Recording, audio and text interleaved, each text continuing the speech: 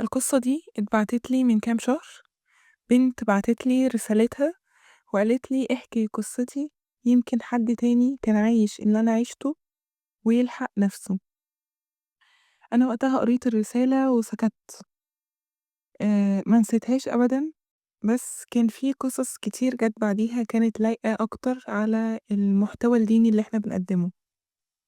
قصة النهاردة بتتكلم إن في ناس كتير قوي بتعيش حب نضيف، حب حلال، بس ساعات الدنيا كلها بتكون ضدهم، ساعات من الأهل، ساعات من الناس، ساعات من الظروف.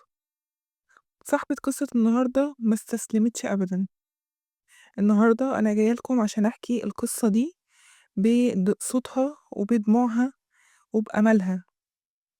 صدقوني لو كملتوا للآخر هتحسوا إن في باب في قلوبكم اتفتح، وإن اللي ضايع ممكن يرجع بفضل ربنا أولا وأخيرا. يلا نبدأ. كنت فاكرة إن الحب لوحده كفاية، وإن لو قلبك صادق الناس هتحس بيه وتوافق عليه. بس اكتشفت إن الدنيا ما بتمشيش كده. أنا وهو كنا بنحب بعض بصدق، حب نضيف، نية طيبة، وحلم بالحلال. بس من أول ما تقدم لي الرفض كان سريع جدا من والدي. رفض كان صادم. قال لي انت مجنونة، ده مش لايق علينا، مش شبهنا، انسي الموضوع واوعي تفتحيه تاني. ساعتها أنا سكت، مع إن قلبي اتكسر، بس مرضتش أقول أي كلمة لوالدي. كنت بحاول أبين إني قوية، بس كل ليلة بالليل كنت بنهار ومعرفش أنام أبدا. بستغرب ليه يبقى حب نضيف وحب حلال ومرفوض، وأدعي وربنا ما يستجيبش دعائي. هو كان بيحاول يتكلم ويتقدم يقنعهم، بس كل مرة كان نفس الرد: مفيش نصيب. بقينا بندعي وقلوبنا مكسورة. فتحت فيديو لقناتك وشفت فيديوهات كتير قوي عن الصلاة الإبراهيمية، وانتي بتقولي جربي تصلي على النبي بطريقة الصلاة الإبراهيمية. وقتها ما فهمتش، قعدت أدور تاني يعني ايه صلاة إبراهيمية، يعني ايه أصلي على النبي، يعني ايه أكررها كتير.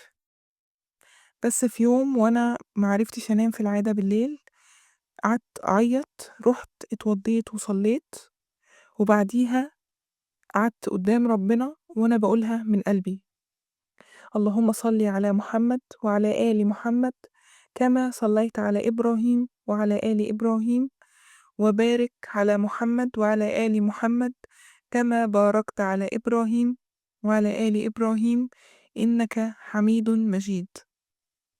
وبدأت أحس بعد كام يوم بحاجة غريبة، راحة وطاقة، أمل بيرجع شوية بشوية.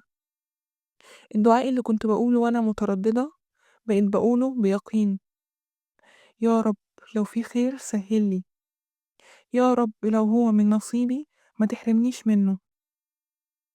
بدأت أعيش مع الصلاة الإبراهيمية مش كورد، مش كذكر مؤقت، بقيت أقوله طول حياتي، بقوله في كل لحظة، وأنا على السرير قبل ما أنام، وأنا إيدي على قلبي وأنا خارجة، وأنا سايقة، وأنا بعيط، وأنا ساكتة، وأنا بصلي.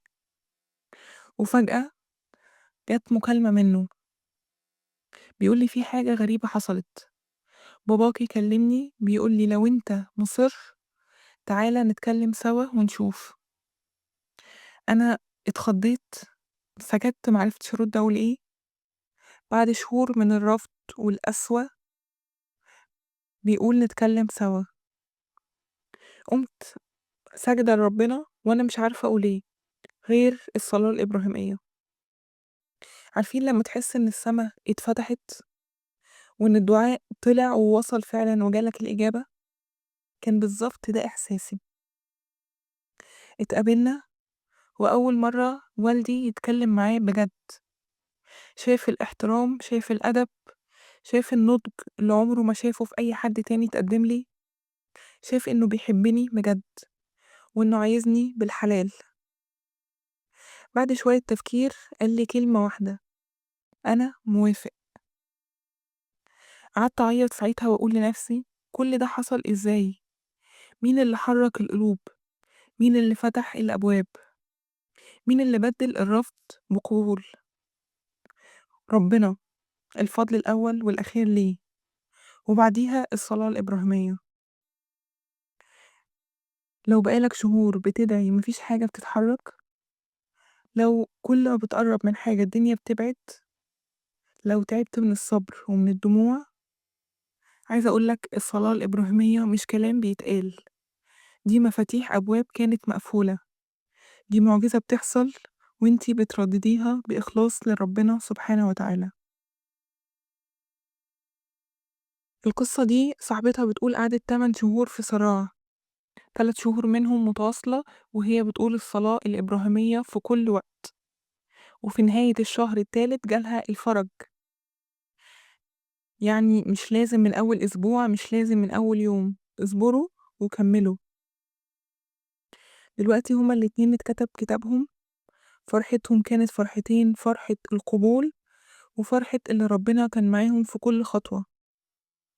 اللي بيسمعني دلوقتي، لو عندك حاجة بايظة، باب مقفول، دنيا مش ماشية معاك، اجري على ربنا وقول الصلاة الإبراهيمية، قولها وكررها واوعى تيأس، عيش معاها، وكل ما تيأس زودها، كل ما تتعب زودها.